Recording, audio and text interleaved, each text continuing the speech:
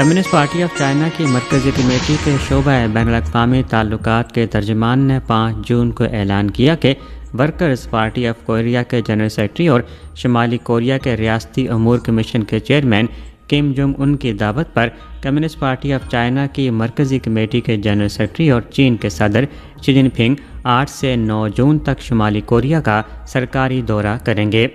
5 جون کو چین کی وزارت خارجہ کے ترجمان ماؤ ننگ نے یومیہ پریس کانفرنس میں شی جن پنگ کے دورہ شمالی کوریا کے حوالے سے بتایا کہ یہ دورہ جنرل سیکرٹری شی جن پنگ کا 7 سالوں میں شمالی کوریا کا پہلا سرکاری دورہ ہے۔ دورے کے دوران دونوں جماعتوں اور ممالک کے اعلیٰ ترین رہنما دو طرفہ تعلقات اور مشترکہ دلچسپی کے امور پر تبادلہ خیال کریں گے۔ حالیہ برسوں میں جنرل سیکرٹری شی جن پنگ اور general secretary Kim Jong Un کی اسٹریٹجک رہنمائی میں چین اور شمالی کوریا کے درمیان روایتی دوستانہ اور تعاون پر مبنی تعلقات صحت مند اور مستحکم انداز میں ترقی کرتے آ رہے ہیں، جس سے دونوں ممالک اور ان کے عوام کو ٹھوس فوائد حاصل ہوئے ہیں۔ رواں سال چین اور شمالی کوریا کے درمیان دوستی تعاون اور باہمی امداد کے معاہدے پر دستخط کی 65ویں سالگرہ منائی جا رہی ہے۔ فریقین اس دورے سے فائدہ اٹھا کر بدلتی ہوئی صورتحال کے مطابق چین شمالی کوریا تعلقات کی ترقی کو آگے بڑھائیں گے، دونوں عوام کی فلاح و بہبود کو فروغ دیں گے اور علاقائی نیز عالمی امن، استحکام، ترقی اور خوشحالی کے لیے زیادہ سے زیادہ خدمات سر انجام دیں گے۔ سی پی سی سینٹرل کمیٹی کے سیاسی بیورو کے رکن اور چینی وزیر خارجہ وانگ ای نے 5 جون کو بیجنگ میں میانمار کے وزیر خارجہ تھن مانگ سوسے کے ساتھ بات چیت کی۔ وانگ ای نے کہا کہ چین اور میانمار کے درمیان سفارتی تعلقات کے قیام کو 76 برس مکمل ہو چکے ہیں اور دونوں ممالک نے باہمی دوستی اور اچھے ہمسایہ تعلقات کی ایک عمدہ مثال قائم کی ہے۔ چین داخلی معاملات میں عدم مداخلت کے اصول پر قائم ہے اور میانمار کی جانب سے قومی امن اور مفاہمت کے عمل کو آگے بڑھانے کی کوششوں کی حمایت کرتا ہے۔ چین میانمار کے ساتھ اعلیٰ سطح کے تبادلوں کو مضبوط بنانے، اسٹریٹجک تعاون کو گہرا کرنے اور چین میانمار ہم نسلی معاشرے کی تعمیر میں مزید عملی نتائج حاصل کرنے کا خواہاں ہے۔ تھن مانگ سونگ نے کہا کہ میانمار ایک چین کے اصول پر ثابت قدمی سے کاربند ہے اور چین کے داخلی معاملات میں کسی بھی بیرونی مداخلت کی سخت مخالفت کرتا ہے۔ میانمار کی نئی حکومت چین میانمار اقتصادی راہداری کی تعمیر کو آگے بڑھانے کی خواہاں ہے اور مزید چینی کمپنیوں کا میانمار میں سرمایہ کاری اور کاروباری سرگرمیوں کا خیر مقدم کرتی ہے۔ میانمار آن لائن جوئے اور ٹیلی کام فراڈ کے خلاف مضبوطی سے کارروائیاں جاری رکھے گا اور میانمار میں موجود چینی شہریوں، اداروں اور منصوبوں کے تحفظ کو یقینی بنانے کے لیے بھرپور اقدامات کرے گا۔ میانمار کی نئی حکومت ملک میں امن عمل کو آگے بڑھانے کے لیے پرعزم ہے اور امید کرتی ہے کہ چین اس سلسلے میں اپنا تعمیری کردار جاری رکھے گا۔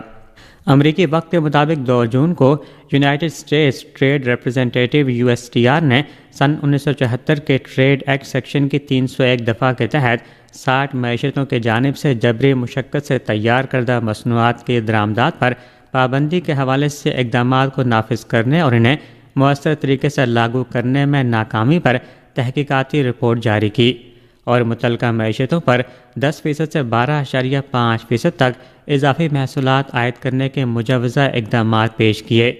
اس میں چین بشمول ہانگ کانگ خصوصی انتظامی علاقے کو 12.5% کی شرح محصول والی معیشتوں کی فہرست میں شامل کیا گیا ہے، جس پر چینی کاروباری حلقوں نے شدید عدم اطمینان اور قطعی مخالفت کا اظہار کیا ہے۔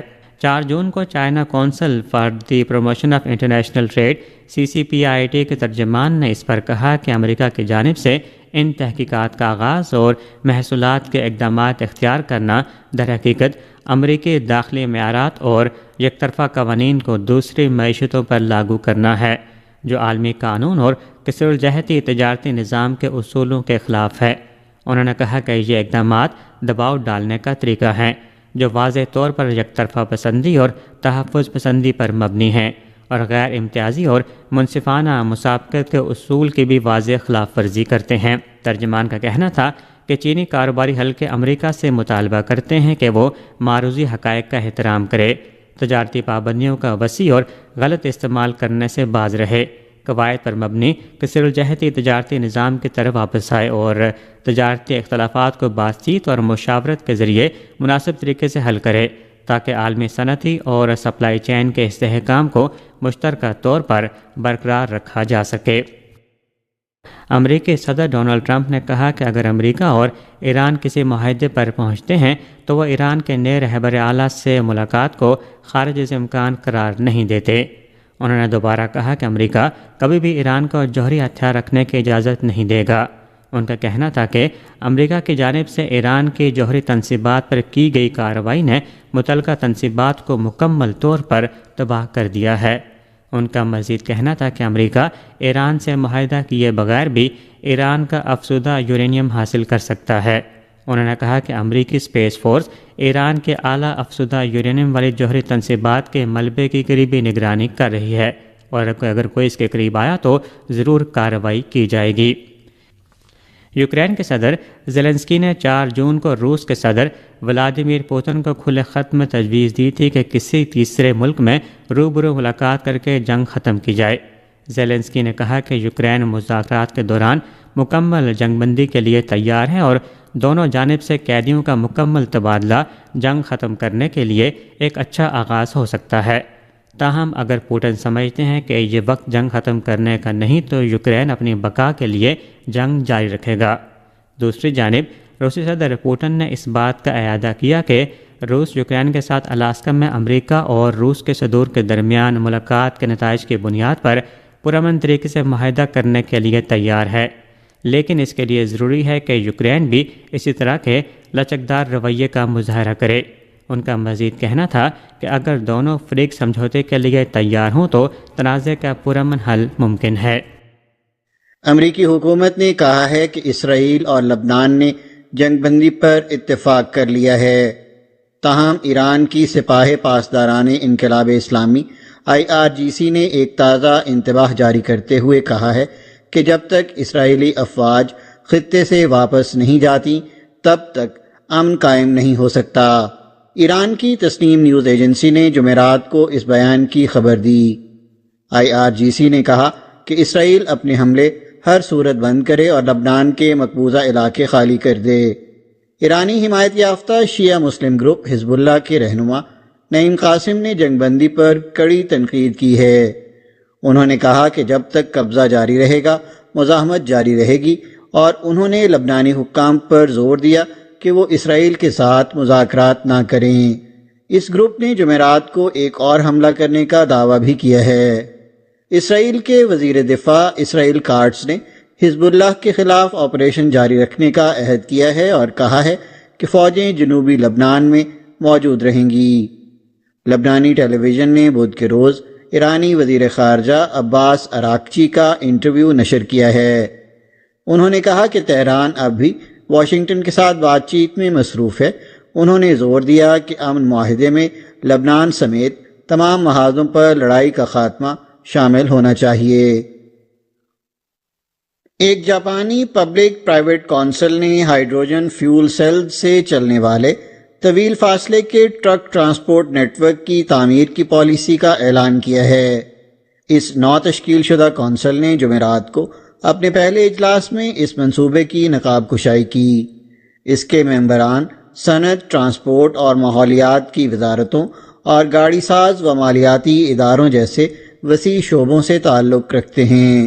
وہ شمال مشرق میں فکوشیما اور جنوب مغرب میں فکووکا پریفیکچروں کے درمیان 1300 کلومیٹر طویل ٹرانسپورٹ نیٹ ورک بنانے کا منصوبہ تیار کر رہے ہیں۔ اس میں کاربن فری ہائیڈروجن سے چلنے والی فیول سیل گاڑیاں استعمال کی جائیں گی۔ شریک کمپنیاں حکومت کی سبسڈی کے ساتھ اگلے 10 سالوں میں ایکسپریس ویز اور دیگر اہم سڑکوں کے ساتھ 30 اضافی ہائیڈروجن اسٹیشن بنائیں گی۔ منصوبے میں تقریباً 1500 فیول سیل ٹرک استعمال کیے جائیں گے۔ مغربی جاپان کے ہیمیجی شہر کے ایک چڑیا گھر میں بچوں کو ہپو کے دانتوں کی صفائی دیکھنے کا ایک انوکھا موقع فراہم کیا گیا۔ یہ تقریب 4 جون کو شروع ہونے والی دانتوں اور منہ کی صحت کو بہتر بنانے کے لیے ایک ہفتے پر محیط سالانہ قومی مہم کا حصہ تھی۔ تقریباً 30 مقامی نرسری اسکول کے بچوں نے ہمیجی سٹی چڑیا گھر میں جمعرات کو ایک مادہ ہپو کیبوکو کے دانتوں کی صفائی کا عمل دیکھا۔ یہ جانور 42 سال کا ہے اور اس کی لمبائی تقریباً 2.5 میٹر ہے۔ سب سے پہلے ایک ڈینٹل ہائیجینسٹ نے وضاحت کی کہ ڈونٹس اور چاکلیٹ جیسی مٹھائیاں آسانی سے دانتوں میں کیویٹی پیدا کر سکتی ہیں، اور انہوں نے دانتوں کو درست طریقے سے برش کرنے کا طریقہ دکھایا۔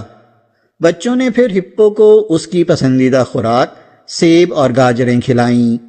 کھانے کے بعد ایک رکھوالے نے 1 میٹر سے زیادہ لمبے خصوصی ٹوتھ برش کا استعمال کرتے ہوئے جانور کے دانتوں کی صفائی کا عمل شروع کیا۔ ہپو کا منہ کھلنے اور اس کے دانتوں کی صفائی کے دوران بچے اسے دلچسپی سے جاپان کی وزارت صنعت کا کہنا ہے کہ ملک میں توانائی کی مستحکم فراہمی یقینی بنانے میں مدد کے لیے 2040 کی دہائی تک 5 پرانے جوہری ری ایکٹرز کو دوبارہ تعمیر کرنے کی ضرورت ہے۔